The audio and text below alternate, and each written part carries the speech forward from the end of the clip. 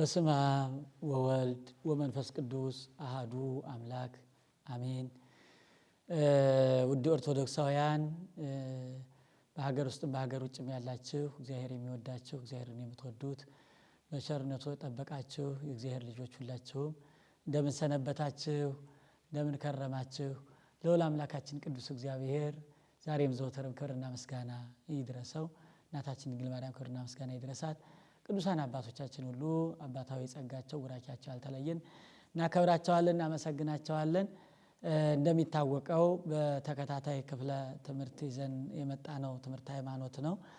በባለፉት ጊዜያት ሃይማኖትን አስፈላጊነት ሃይማኖት ለምን ያስፈልጋል እንደ ሃይማኖት ምንድነው የሚሉ ነገሮችን አይተን ስለነበር ዛሬ ደግሞ አምላካችን እግዚአብሔር እንደወደደና እንደፈቀደ የሃይማኖትንና የእምነትን አንድነትና ልዩነት ሃይማኖትና እምነት አንድ ናቸው ወይስ ልዩ ናቸው?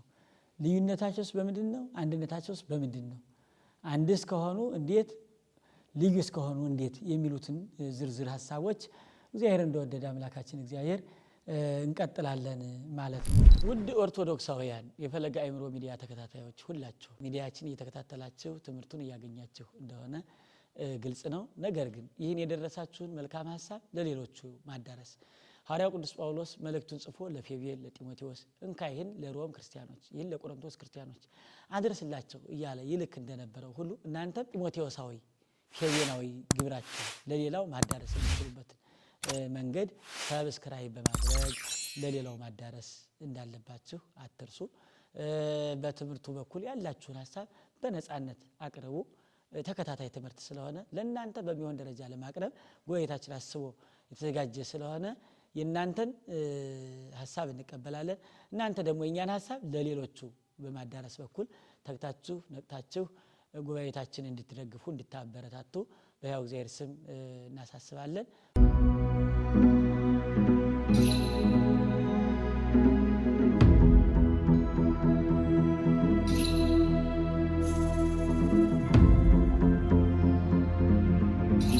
ያ መንገድ ነው፣ በር ነው፣ መግቢያ ነው፣ ወደ እግዚአብሔር የሚያደርስ ነው፣ የማናየውን የምናይበት ነው ብለን የገለጽነው ሃይማኖት እምነት ከሚል መጠሪያ ጋር እንዴት ይታያል የሚለውን ነገር ነው።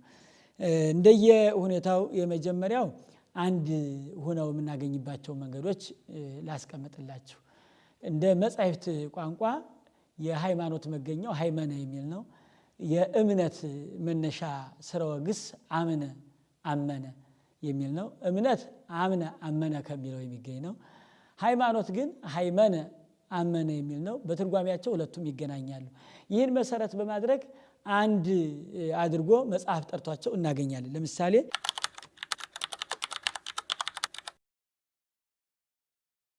ታማ የመጣቸው ልጇ ታማ መከራ ገጥሟት በችግር ውስጥ ሆና የመጣቸዋን ሴት አምላካችን እግዚአብሔር ልመናዋን ከሰማት ችግሯን ከተረዳት በኋላ ሲመልስላት አንቺ ሴት ሃይማኖትሽ አድኖሻል አላት። ሃይማኖትሽ አድኖሻል አላት። ስለዚህ ሃይማኖትን እምነት ብሎ ገልጾት እናገኛለን። አሁን ይሄ እምነትሽ ይሆንልኛል ብላ ነው የመጣችው ሴቲቱ። ልጇን የታመመችባት ጌታ ሆይ ማረኝ፣ ጌታ ሆይ አድንልኝ እያለች ስትመጣ ጌታችን መድኃኒታችን ኢየሱስ ክርስቶስ የልጆችን እንጀራ ለቡችሎች ሊሰጡ አይገባም ማለት። ይቺ ሴት ምን አለች? መለሰችና ለጌታችን ለመድኃኒታችን ለኢየሱስ ክርስቶስ እውነት ነው ከኃጢአቴ ብዛት የተነሳ ከግብረ አራዊት የውሻ ስም ቢሰጠኝ አይበዛብኝም ያንስ ካልሆነ በቀር፣ ነገር ግን ልጆች ከበሉበት ቡችሎች ፍርፋሪ ይለቅማሉ። እባክህ ጌታ ሆይ ልጆችህ ቅዱሳን ጻድቃን ሰማዕታት ያንተን አምላክነት ያንተን መጋቢነት ያንተን አጋዥነት ተረድተው እንደ ትእዛዝ ጸንተው በአምልኮትህ ቀንተው የኖሩትን የእነርሱን ጸጋ እንኳን ባላገኝ እንደው ከእነሱ ትንሽ ፍርፋሪዋን ጸጋ እባክህ ልጄን አድንልኝ አለችው።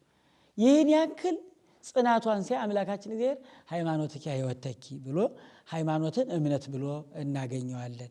በሌላ ክፍልም በማቴዎስ ወንጌል ምዕራፍ 17 ላይ ለእመ ብክሙ መጠነ ህጠተ ሰናፔ ወለእመ ትብልው ወለዚ ደብር ፍልስም ዜ የሰናፍጭ ቅንጣት ታክል ሃይማኖት ብትኖራቸዋል አሁን ሃይማኖት አንዲት ናት። የምንጨምርባት የምንቀንስባት አይደለም። የእግዚአብሔር መገለጥ ፍጡራን ወደ ፈጣሪ መገናኛ መንገድ ናት ብለናል። ሃይማኖት የሰናፍጭ ቅንጣት ታክል ብሎ መጠን የነገረላት በእያንዳንዳቸው ውስጥ ያለችዋን የእምነት መጠን የእምነት መጠን። ስለዚህ ሃይማኖትን እምነት ብሎ በመግለጽ ደረጃ ሃይማኖት እምነትን ሃይማኖት እያለው ሲጠራ እናገኘዋለን። በሌሎችም እንዲሁ በኃይሌተ ጽጌ አባ ጊዮርጊስ ሃይማኖቴ ማርያም የሃይማኖቴ መገለጫ ብሏት እናገኛለን።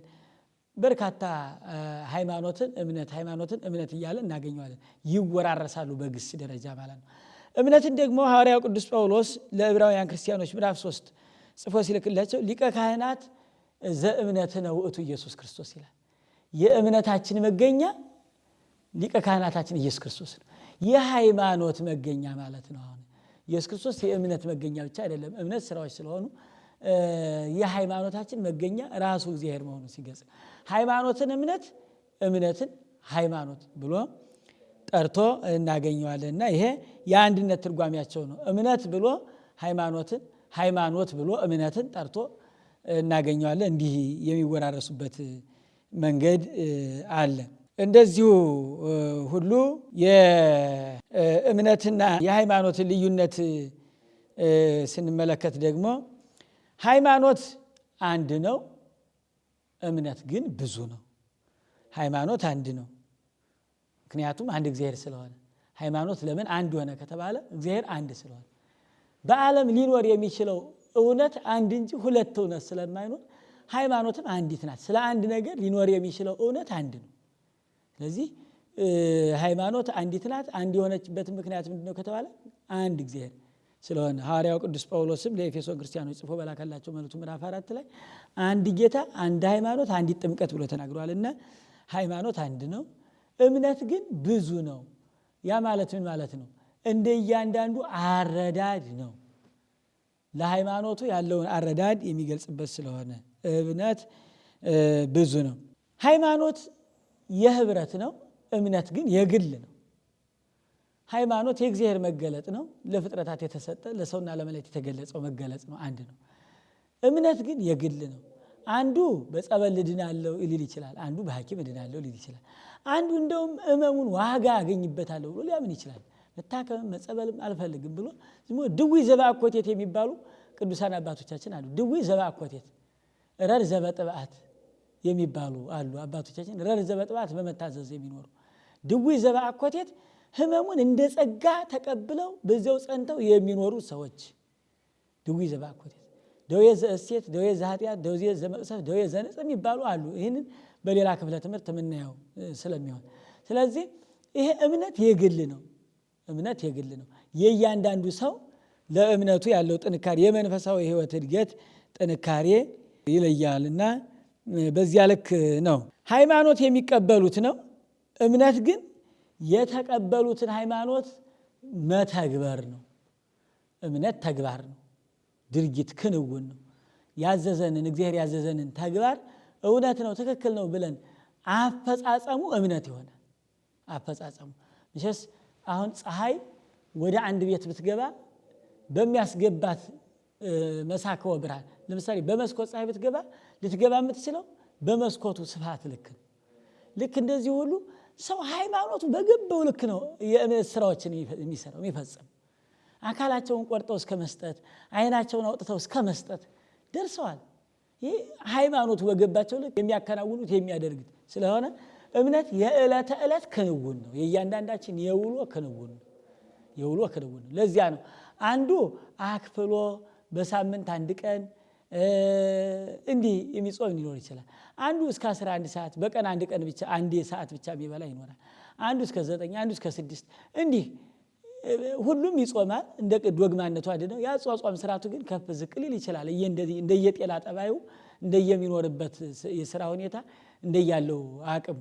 ስለዚህ እምነት ማለት ዕለት የምናከናውነው ክንውን ማለት ነው። ስለዚህ በሃይማኖት አንድ ነን። ኦርቶዶክስ ተዋህዶ አማኞች በሃይማኖት አንድ ነን። በእምነት ግን ከምንሰራው ከምናደርገው ከምንፈጽመው ጉዳይ የተነሳ እንለያያለን። ሃይማኖት አንድ ጊዜ የተገለጠ ነው። እምነት ግን በየጊዜው የሚያድግ ነው። ከ10 ማዕርጋት አባቶቻችን ከደረሱበት የቅድስና ማማ ለመድረስ ባለ 60 ባለ 30 ባለ 100 ተብሎ የተነገረው እኮ ይሄድጋል። በቃ በምግባር እያደግን ንጽሐ ሥጋ ንጽሐ ነፍስ ንጽሐ ልቡና የሚባሉ አሉ። በንጽሐ ሥጋ ጠባይ የደረሰ ሰው የገዛ ነፍሱን ያያል ይላሉ አባቶቻችን። ነፍሱን ያያታል። ልክ መልካችን በመስተዋት እንደምንመለከተው ሁሉ ሰው ከንጽሐ ሥጋ ጠባይ ሲደርስ ከዚያ ማዕረግ የእምነት ስራው አድጎ መንፈሳዊነቱ አድጎ ከንጽሐ ሥጋ ጠባይ ሲደርስ የገዛ ነፍሱን ማየት ይጀምራል። ከንጽሐ ነፍስ ማዕረግ ሲደርስ መላእክትን ማየት ይጀምራል። ያዩ ቅዱሳን አሉ። የሚገርማችሁ ነገር መላእክትን ያዩ አለፈው በነበረን ክፍለ ትምህርት እንደነገርኳችሁ ዮሐንስ ሐጺርን ሕይወት ዮሐንስ ሐጺር በአገልግሎቱ በሚሰራው ስራ ሆኖ ሚካኤልና ገብርኤል ሲወጡ ሲወርዱ ያይ ነበርና ከዕለታት አንድ ቀን ገበያ ሄዶ የሆነ እንቅብቁና እየሰፋ ይሸጣል።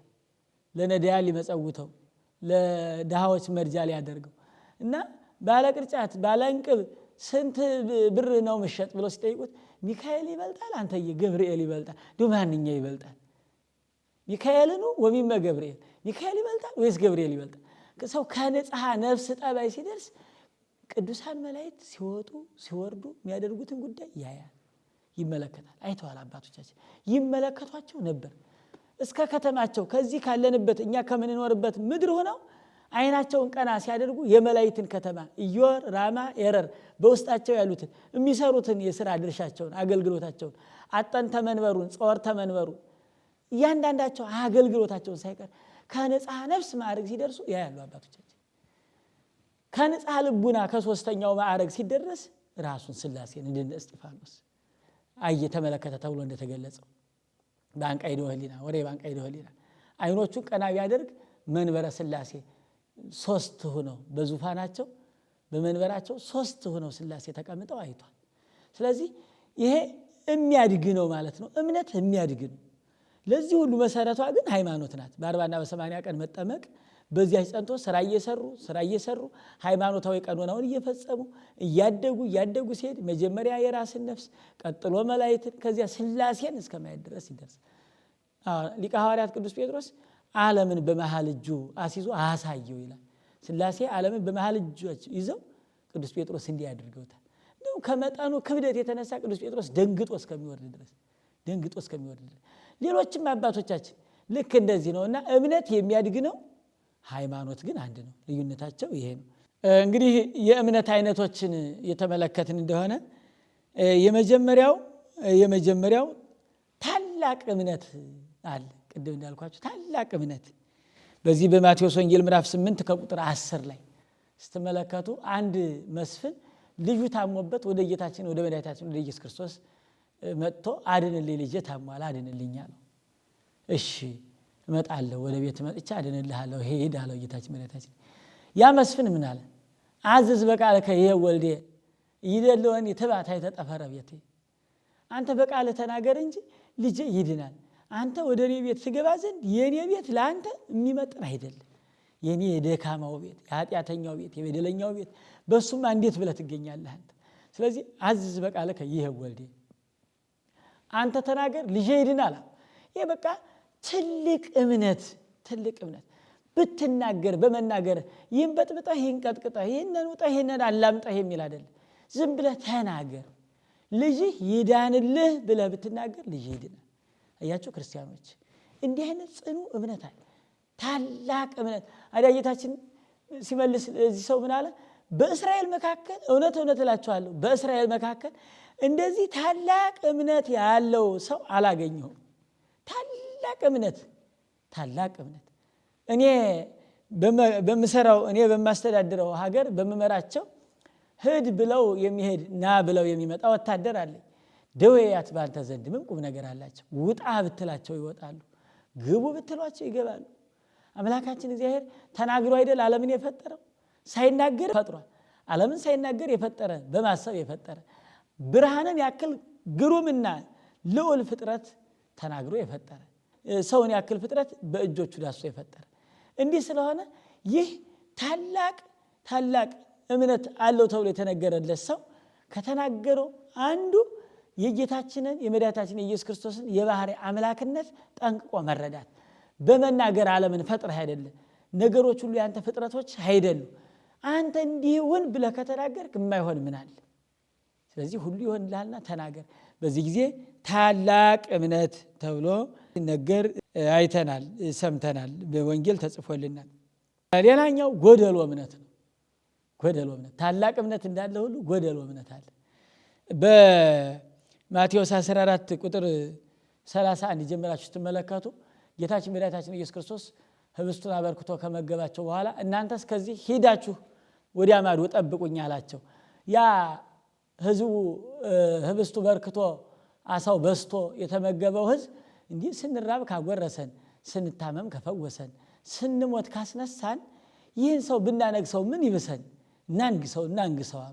እና በዚህ ጊዜ ታዲያ ይህን ሰው ለማንገስ ማንን ነው የምናማክረው? ማን ነው የሚይዝልን? እንዲሾም እንዲመክርልንስ የሚይዝልንስ ማን ነው? አይ ይህማ የሚቀርቡት ደቀ መዛሙርቱ አይደሉምን? ለእነሱም ነወያያቸው ብለው ተመኝተው ስለነበረ ደቀ መዛሙርቱን አሁን ካላችሁበት ከዚህ ተሻግራችሁ ጠብቁኝ አላቸው። ለጊዜው ባይሩን ነው። ፍጻሜው ግን ከእንደዚህ አይነቱ አስተሳሰብ ከምድራዊው ሹመት ከሚያልፈው ህብስት አሁን እነዚህ እናንግስ ያሉኝ እርሱም ብሏቸዋል። ዮሐንስ ወንጌል ምዕራፍ 6 ላይ የሚያልፈውን እንጀራ ስለመገብኳችሁ ታምራት ስላሳየኋችሁ ይህንን አሳው ሲበዛ ስላያችሁ እንሹምህን ሸልመህ አላቸው። ስለሚያልፈው እንጀራ አትድከሙ ብሏቸው። እነዚህ እንሹምህ የሚሉት ምድራዊ ጊዜያዊ ኃላፊ የሆነው ዝርዝር ጉዳይ ስላዩ ነው። እናንተ ከዚህ ወዲያ ተሻግራችሁ ጠብቁኝ አላቸው። እሺ አሉና ደቀ መዛሙርቱን የመድኃኒታችን የኢየሱስ ክርስቶስን ቃል ተቀብለው በመርከብ ተሳፍረው በባህሩ ላይ ሲሄዱ ማዕበል ሞገድ ተነሳና ባህሩን ያናውጸው ጀመር። መርከቧ ልትሰጥም ደረሰች። በጣም ደነገጡ፣ በጣም ተቸገሩ። በዚህ ጊዜ አምላካችን መድኃኒታችን ኢየሱስ ክርስቶስ አድነን ከመ ንሞት፣ እባክህ ጌታ ሆይ አድነን እንዳንሞት ብለው ጮሁ። እናንተ እምነት የጎደላችሁ እስከ መቼ ድረስ ከእናንተ ጋር እንሆናለሁ? እምነት ጎደሎች አላቸው። አትጠራጠሩ፣ ማዕበል ሞገድ የሚታዘዝለት አምላካችሁ መምህራችሁ እኔ እንደሆንኩ አታምኑምን ብሎ ነገራቸው። በሌላም በማርቆስ ወንጌል ላይ ስትመለከቱ የሆኑ ሰዎች ልጅ ታሞባቸው ይዘውት መጡ። የታመመው ልጅ አመጡና ከሐዋርያት እግር ስር አድንልን ብለው ወደ ሐዋርያት አመጡት። አድኑልን። በዚህ ጊዜ ሐዋርያት ቢወርቁ ቢነሱ ቢሉ ቢሰሩ ድውዩ አልፈወስ አለ፣ ደዌው አልነጻ አለ። በጣም ሲቸገሩ ወደ ጌታችን ወደ መድኃኒታችን ወደ ኢየሱስ ክርስቶስ ይዘውት ሄዱና ለጌታችን ለመድኃኒታችን ለኢየሱስ ክርስቶስ ይህን ጋኔን ለማውጣት ወጣን ወረድን፣ ምንም ያላደረግነው ነገር የለም። ነገር ግን ጋኔኑ አልወጣም። በይነምንት ስእነ አውጽኦቶ ለዚህ ጋኔን፣ ይህንን ጋኔን ማውጣት ያልቻልነው ድውዩን መፈወስ ያልቻልነው ለምንድን ነው ብለው ጠየቁ።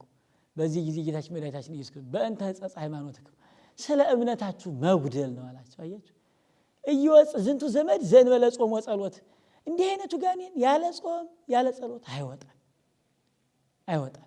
ስለዚህ እናንተ ጎሏችኋል፣ ጎደሎ እምነት አለ።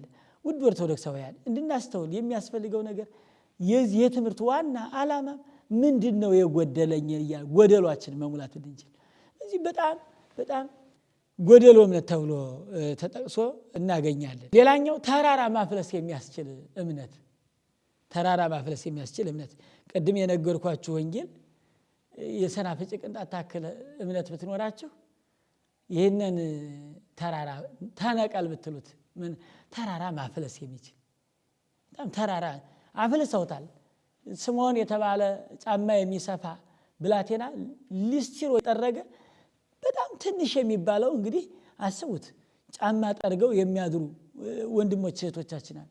ጫማ በመጥረግ ብሎ ግን በሃይማኖቱ ተራራ ማፍለስ ማዕረግ የደረሰ አብርሃም የተሰኘው ሊቀ ጳጳስ ከንጉሱ እየገባ ሰላምታ ይለዋወጥ ሀገራዊ ጉዳይ ይወያይ ስለነበር በዚያ ዘመን ደግሞ ያ ንጉሱ በእግዚአብሔር የማያምን ሆኖ በመሆኑ የተነሳ ሌሎቹ የክርስቲያኖች ሃይማኖት እንደ ሰናፍጭ ቅንጣት ታክል ሃይማኖት ብትኖር ተራራው ይፈልሳል ትላለች ብሎ ነገር ሰሩበት እና ንጉሱ ሊቀ ጳጳሱ ሲመጣ እንደውም ብዙ ጊዜ እየረሳሁት አንተን ሳገኝህ ጉዳዩ ይረሳኛል፣ ደግሞ አንተን ሳጣት ትዝ ይለኛል፣ እንደው በእናንተ ሃይማኖት የሰናፍጭ ቅንጣት ታክል ሃይማኖት ብትኖራችሁ ተራራውን ተነቀል ብትሉት ይነቀላል ትላለች ወይ ይላል። አዎ እንዴታ ያውም ወንጌል ነው። ስለዚህ አንተ ታረጋዋለህ ብሎ ለሊቀ ጳጳሱ ጠይቀው። አባቶቼ ያረጉታል አለ ስለትህትና እሱ ጃስ አድርጋ አሳየኝ። እሱም ከስዕለ ማርያም ወህዶ እመቤቴ ሆይ እባክሽ እኔ በላ ጠጣ እሾም እሸለም ከብር ገን ብዬ አይደለም ለዝና አይደለም ለዝና አይደለም። አዎ መንፈሳዊ ነገር ለዝና ሲሰሩት አይወድም። ለክርስትና ነው እንጂ ለዝና ስጦታችን ለዝና፣ ጸሎታችን ለዝና፣ ድምጻችን ለዝና፣ ስብከታችን ለዝና፣ አኗኗራችን ዝና ከሆነ አምላካችን እግዚአብሔር ይህንን ዋጋ አያሰጥምና አይቀበለውም። እንደ ክርስትና መኖር ለእንደዚህ ብዬ አይደለም ማለት እመቤታችን ስላድነዋል። በዚህ ጊዜ ከስዕሏ ምን የሚል ድምፅ ሰማ? እንደው አንተስ ብቻህን አይደረግልህም፣ ነገር ግን በሃይማኖቱ የጸና በምግባሩ የቀና ስለ ልጄና ስለ እኔ ፍቅር ብሎ አይኑን አውጥቶ ለአንዲት ዘማ የሰጠ ስምዖን የሚባል አለ። ስለዚህ ስምዖንን ሂድና ብታናግረው ተራራው ይነቀልላችኋል አላቸው። እርሱም ስምዖን ወዳለበት ቦታ ሄዶ እመቤታችን ልካይ ነው እንዲህ ነው የመጣሁት እባክህ ብሎ ጠየቀው። እንኪያስ እኔ የማደርገውን ነገር ዝም ብለህ እያየህ አድርግ እንጂ እኔን ለሰው አትግለጸኛል። አያቸው ክርስትና የሚገለጽ አይደለም። ለሌላው ሰው እንዲህ አድርጊያለሁ ሪፖርት አይወድም መንፈሳዊ ነገር።